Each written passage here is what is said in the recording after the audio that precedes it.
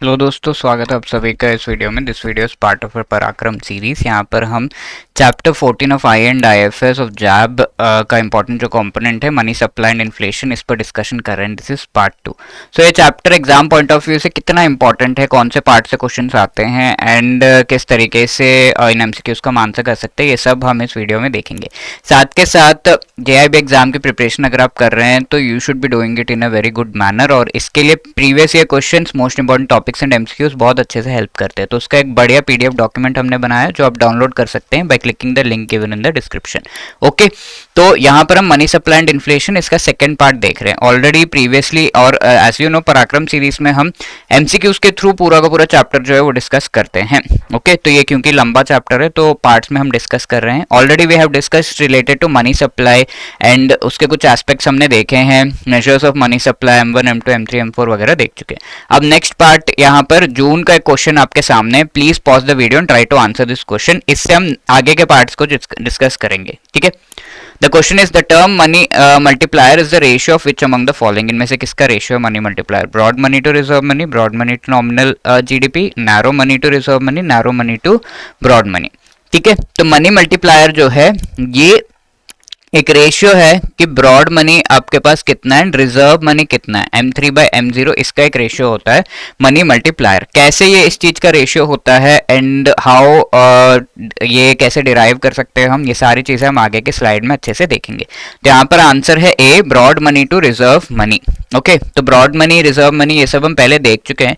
जो भी money, reserve money is the fresh money that is printed, जो note circulation में है, जो डिपॉजिट्स में है एंड जो आरबीआई के पास अदर डिपॉजिट्स है, ये सबको इंक्लूड करेंगे तो that is the reserve money. And broad money is all of that money जो कि बैंक में मनी सर्कुलेशन में आरबीआई के पास जो मनी है in foreign currency terms and जो भी पैसा बैंक के पास in demand as well as time deposit के फॉर्म में है, ठीक है। That is the thing. तो रिजर्व मनी, अब हमने देखा कि दो entities, government of India as well as banks के पास सीधा सीधा जाता है। अब जब ये बैंक के पास जाता है तो बैंक थोड़ा पैसा रिजर्व में रखते हैं, बाकी पैसा लोन में घुमाते हैं, राइट। तो लेट अस डिस्कस दिस कि ये कैसे होता है और इसके वजह से मनी मल्टीप्लाई कैसे होता है। ओके, बैंक के पास लेट अस से ये एक एरिया है जहां पर इस वेल्दी पर्सन ने एक बैंक को एस्टैब्लिश किया, there is no other bank ये एरिया में, और इस पर्सन ने ये बैंक एस्टैब्लिश किया। तो बैंक जो भी डिपॉजिट रिसीव कर रहा है उसमें से थोड़ा पार्ट लोन्स में देगा, थोड़ा पार्ट रिजर्व्स में देगा, और कितना पार्ट रिजर्व में रखेगा, कितना लोन में देगा, that is to be decided by the Reserve Bank of India. Let's say Reserve Bank of India ने 50% रिजर्व रेशियो बताया है यहाँ पर। ओके, विच मीन्स कि लेट्स से 100 रुपीज यहाँ पर जो है इस वेल्दी बैंकर के द्वारा इस पर्टिकुलर नए बैंक में डिपॉजिट किए गए हैं। तो ये 100 रुपीज का हाफ पार्ट जो है रिजर्व में रहेगा एंड हाफ पार्ट लोन में आगे दे दिया जाएगा। तो 50 रुपीज जो है रिजर्व में रखेंगे एंड 50 रुपीज लोन में आगे दे दिए जाएंगे, ठीक है। तो ये लोन में लेट्स से इस पर्सन ने लिए कि मुझे शू के स्टोर जो है यहाँ पर एस्टैब्लिश करने, तो इन्होंने ये पैसे दिए टू दिस पर्टिकुलर ये कंस्ट्रक्शन वर्कर्स को 50 रुपीज दे दिए कि आप ये स्टोर्स एस्टैब्लिश करो एंड उसके लिए पैसे आपके पास ये रहे। तो ये 50 रुपीज ये सारे वर्कर्स ने लिए एंड इसके बाद ये लोग उस एरिया में सबसे सेफेस्ट प्लेस में ये पैसे को रखना चाहते हैं 50 रुपीज। तो सेफेस्ट प्लेस कौन सा है? बैंक है। तो यहाँ से इन्होंने फिर बैंक में ये 50 रुपीज भी डिपॉजिट कर दिए। अब बैंक के पास 50 रुपीज डिपॉजिट आया तो इसका हाफ जो है रिजर्व में रहेगा एंड हाफ आगे लोन में जाएगा। लेट्स से इस पर्सन ने लोन लिया और इससे जो है फूड प्रोसेसिंग इंडस्ट्री या फिर फूड प्रोसेसिंग यूनिट्स एस्टैब्लिश कर रहे हैं उस एरिया में, तो इसने फिर से कंस्ट्रक्शन वर्कर्स को 25 रुपीज दे दिया। अभी 25 रुपीज कहाँ जाएगा? Safest place which is again in the deposit form, ठीक है। यहाँ पे डिपॉजिट हो गया। अब इसमें से अभी 12.5 रुपीज जो है वो रिजर्व में एंड बाकी 12.5 लोन के फॉर्म में इस बार्बर को दिए जाते हैं। तो ये बार्बर ने भी कहा कि मुझे बार्बर शॉप्स एस्टैब्लिश कर रहे हैं इस पर्टिकुलर एरिया में, तो इसने अब फिर कंस्ट्रक्शन वर्कर्स को ये 12.5 रुपीज दे दिए। तो कंस्ट्रक्शन वर्कर्स ने फिर से सेफेस्ट प्लेस में रखा 12.5, ये बैंक में फिर से डिपॉजिट के फॉर्म में आ गया। अब फर्दर ये 6.25 रुपीज जो है आगे रिजर्व में रहते हैं, 6.25 ये मैम को दिया जाता है so that she can establish a school. तो उन्होंने स्कूल के लिए लिया, टीचर्स को ये 6.25 रुपीज जो है सैलरी में दे दिया। अब 6.25 टीचर्स ने भी सेफेस्ट प्लेस में रखना सही समझा तो उन्होंने रख दिया इन द बैंक। अब बैंक ने कहा चलो ठीक है काफी है, बाकी सब पैसे रिजर्व में रखते हैं। तो ये एंड हो गया। अब यहाँ पर अगर मैं आपसे पूछूं कि ये सारे रेड जो ब्लॉक्स, 1 मिनट वीडियो पॉज करके, ये सारे रेड ब्लॉक्स में जो पैसा दिख रहा है आपको, वो अगर आप ऐड करोगे तो कितना आएगा? How much will be this money in the red blocks? If you add 6.25, 6.25, 12.5, 12.5, 12.5, 25, 25, 25, 50, 50, 50, 100 आ रहा है टोटल. तो रिजर्व में जो पैसा है, actual money that you can see is 100 rupees. But if you add all of this yellow blocks, अगर आप सही से ऐड करेंगे तो 193.75 आएगा. एंड एक्चुअल केस में ये 200 रुपीज हो जाता है. ओके तो ये सारे येलो ब्लॉक्स डिपॉजिट्स को रिप्रेजेंट कर रहे हैं, बीट टाइम डिपॉजिट या डिमांड डिपॉजिट. एंड डिपॉजिट्स को रिप्रेजेंट करता हुआ मेजर ऑफ मनी कौन सा है? M3 broad money, isn't it? तो M3 का वैल्यू कितना है? 200 rupees. And reserve money M0 जो इनिशियली डिपॉजिट किया गया है यहाँ पर, तो वो अमाउंट कितना है? 100 रुपीज. अब इनका रेशियो अगर हम देखें तो हमें क्या ये डिपॉजिट जो है 2 टाइम्स मल्टीप्लाई होते हुए दिख रहे हैं, विच मीन्स इफ एक्चुअली इन्होंने अपना अकाउंट देखा तो 100 रुपीज डिपॉजिट है, इन्होंने अपना अकाउंट देखा तो 50, इन्होंने देखा तो 25, इन्होंने देखा तो 12.5, इस तरीके से डिपॉजिट्स यहाँ पर अवेलेबल हैं, राइट? तो ये डिपॉजिट्स दिख रहे हैं बट एक्चुअल मनी वहां पर नहीं है. This is what is called money multiplication. And broad money to reserve money का रेशियो आपको एक्चुअली मनी मल्टीप्लिकेशन का जो फैक्टर है उसके बारे में बताता है. तो कितना टाइम्स मल्टीप्लाई हुआ है? 2 टाइम्स ये मनी मल्टीप्लाई हुआ है. Okay 200 by 100, this is the money multiplication factor. तो इज दैट क्लियर? तो ये money multiplication factor different aspects पे डिपेंड करता है. और इसके बारे में सबसे पहले Milton Friedman and Anna Schwartz नाम के ये दो व्यक्ति इन्होंने बताया था. तो it was propounded by Milton Friedman and Anna Schwartz. इस पे क्वेश्चन आता है. एंड इट डिपेंड्स अपॉन कि आरबीआई ने कितना रिजर्व रेशियो रखने को कहा है. तो 50% कहा था तो इतना रिजर्व्स में चला गया. अगर आरबीआई 25% कहता तो 25 एंड 75 ये रेशियो रहता. ठीक है, रिजर्व टू डिपॉजिट रेशियो, यानी कि आरबीआई का सेंट्रल बैंक का बिहेवियर पे डिपेंड करता है.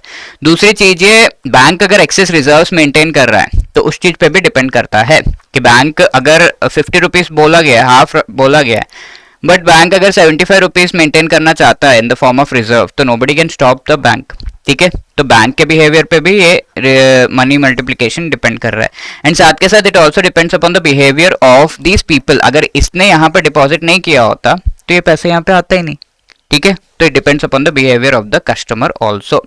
ठीक है, तो करेंसी टू डिपॉजिट रेशियो पर भी ये डिपेंड करता है. तो depends upon all of these things. And money multiplication का पूरा कॉन्सेप्ट हमने समझा, किसने प्रोपाउंड किया हमने समझा, क्या है ये रेशियो M3 by M0 ये भी हमने समझ लिया. Okay, this was the one journey of money from M0 to M3. I hope that is clear. इससे आप आराम से क्वेश्चंस एग्जाम में आंसर कर सकते हैं, सारा कुछ आपको याद रहेगा. Next question, which among the following is the correct formula of velocity of money? Further अब मनी आगे बढ़ रहा है, वेलोसिटी ऑफ मनी. ठीक है, तो actually the correct formula velocity of money is nothing but nominal GDP divided by the broad money M3. ठीक है, वेलोसिटी ऑफ मनी का फॉर्मूला ये होता है. तो nominal GDP by broad money, B will be the right answer. कैसे sir, क्या होता है वेलोसिटी ऑफ मनी, आगे देखते हैं. ठीक है, अब हमने एक जर्नी तो देख लिया M0 से M3. अब M3 क्या है? इसके कंपोनेंट्स क्या है? करेंसी जो पब्लिक के पास है, डिपॉजिट जो बैंक के पास है, एंड अदर डिपॉजिट जो आरबीआई के पास है. जो पब्लिक के पास करेंसी है अब ये आगे फर्दर ट्रैवल करेगा. ठीक है, पब्लिक के पास जो करेंसी है, लेटेस्ट से ये 100 रुपये का नोट है जो इस पर्सन के पास है, तो फर्दर ट्रैवल कैसे करेगा? Same note again and again हम यूज कर सकते हैं for purchasing different goods, isn't it? तो ये 100 रुपीज दे के इसने ऑरेंज खरीदा, ये ऑरेंज वाले को भूख प्यास लगी तो इसने सोडा खरीद लिया 100 रुपीज दे के. एंड फर्दर सेम 100 रुपये नोट दे के ये मैम ने जो है कैप भी खरीद लिया. तो सेम 100 रुपये note is doing the work of 100, here 200 and finally 300 rupees का काम सेम नोट ने किया. तो velocity of money is actually how many times currency not actually changes hands. कितने बार ये हैंड्स चेंज कर रहा है और कितनी बार सेम नोट यूज हो रहा है to buy different goods and services, right? Similarly अगर हम देखें ये जो डिपॉजिट बैंक में वो लोन के फॉर्म में एक पर्सन के पास जाएगा, 100 रुपीज लेट से लोन के फॉर्म में गया. अब इसने किसी और को लोन दे दिया और इसने किसी और को सेम 100 रुपये नोट देके कुछ और खरीद लिया. तो इस तरीके से 3 बार अगर ये हो रहा है तो 300 रुपीज फर्दर इकट्ठा हो रहे हैं. तो 200 रुपीज इज द M3 के ये कंपोनेंट्स है ना, ये पूरा ऐड करेंगे तो M3 का वैल्यू कितना आ रहा है? 200, क्योंकि 200 रुपये नोट के बारे में हमने पढ़ा.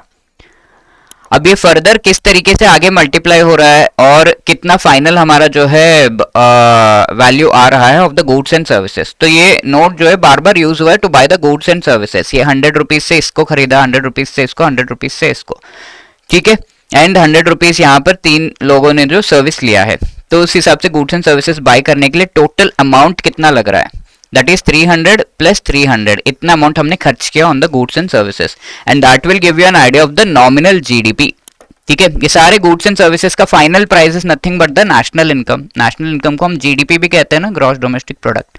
और ये दो टाइप का है, real GDP and nominal GDP. Real यानी कि प्रीवियसली, यानी कि किसी ओरिजिनल ईयर लाइक 2011 में कहीं पर जो जीडीपी है उसका जीडीपी यानी कि जो भी गुड्स एंड सर्विसेज प्रोड्यूस हुए हैं उनका वैल्यू कितना है उस ईयर में जो प्राइसेस है उसके हिसाब से। फॉर एग्जांपल ये ऑरेंज जो है उस 2011 में कितना प्राइस होगा, लेट्स से 5 रुपीज का प्राइस होगा। अभी ये 50 रुपीज से कम में आपको नहीं मिलने वाला। तो 5 रुपीज के हिसाब से कितना प्रोडक्शन हुआ है, कितना वैल्यू है नेशनल इनकम का, वो कैलकुलेट 2011 में करेंगे। तो 2011 इज जस्ट अ ईयर, ऐसे कोई और ईयर भी हो सकता है जिसे हम बेस ईयर कहते हैं। तो बेस ईयर के प्राइसेस के हिसाब से which are called constant prices, उसके हिसाब से अगर आप कैलकुलेट करेंगे GDP, that is called the real GDP. आज के प्राइसेस के हिसाब से which are called current prices, इसके हिसाब से कैलकुलेट करेंगे तो this will be called the nominal GDP. तो ये सारे आज के प्राइसेस ही है ना जो हमने इसके लगाए, तो this is the nominal GDP. Nominal GDP का वैल्यू कितना है, 300 प्लस 300 600। एक्चुअली हमने स्टार्ट कैसे किया था, 200, तो मल्टीप्लाई कितने टाइम्स हुआ है, ये 3 टाइम्स, यानी कि वेलोसिटी यानी कि 3 टाइम्स ये हैंड्स चेंज किया है, जो मनी ने 3 टाइम्स हैंड चेंज किया है। तो फर्दर मल्टीप्लीकेशन हो रहा है, इजंट इट, 1 2 3 टाइम्स मनी ने हैंड चेंज किया। So that is known as the velocity of money. ठीक है, तो ये टोटल अगर हम नॉमिनल जीडीपी टोटल ऐड करेंगे तो कितना आएगा, 600, एंड ब्रॉड मनी अगर हम ऐड करेंगे तो 200, तो 600 bye 200 that will give us the value of 3 times multiplication further. तो the velocity of money का formula, that is why nominal GDP by broad money M3 होता है। Okay, so that was the concept and this is a homework question. The concept of money multiplier was given by whom? इनमें से किसने concept दिया है? And previous session में question पूछा गया था कि M3 का डेफिनेशन क्या है। तो currency with the public, deposit with banking system and other deposit with RBI, ये जो है M3 का करेक्ट डेफिनेशन है। सारे डिपॉजिट्स यहाँ पे इंक्लूडेड है, बी इट टाइम या डिमांड दोनों। तो C will be the right answer. And if you want to clear the JAIIB exam and इसके चारों कंपोनेंट्स को एक ही अटेम्प्ट में आप क्लियर करना चाहते हैं और इससे रिलेटेड गाइडेंस चाहिए, तो हमारा मास्टर कोर्स अवेलेबल है जिसमें आपको चारों कंपोनेंट्स से related short recorded videos, concept classes के through each and every chapter का short notes, each and every chapter का MCQs and full length mock test and live classes के थ्रू रिवीजन कराया जा रहा है before the exam the most important topics का। ठीक है, तो ये सब आपको प्रोवाइड हो रहा है, इसका लिंक आपको डिस्क्रिप्शन में मिल जाएगा। JIB75 is the code that you can use to avail this particular master course. ये चारों कंपोनेंट्स का भी है, इंडिविजुअल कंपोनेंट्स का भी आपको मिल जाएगा, तो लिंक्स डिस्क्रिप्शन में, वहां से प्लीज ज्वाइन करिए। एंड साथ के साथ हमारा लाइव क्रैश कोर्स भी रनिंग है जिसमें लाइव आपको पढ़ाया जाता है, तो उसका भी लिंक आपको डिस्क्रिप्शन में मिल जाएगा। From there you can join. ठीक है, if you have any other queries call us on this number और drop a mail at hello@edutab.co.in. Wishing you all the best for your preparation. Thank you so much.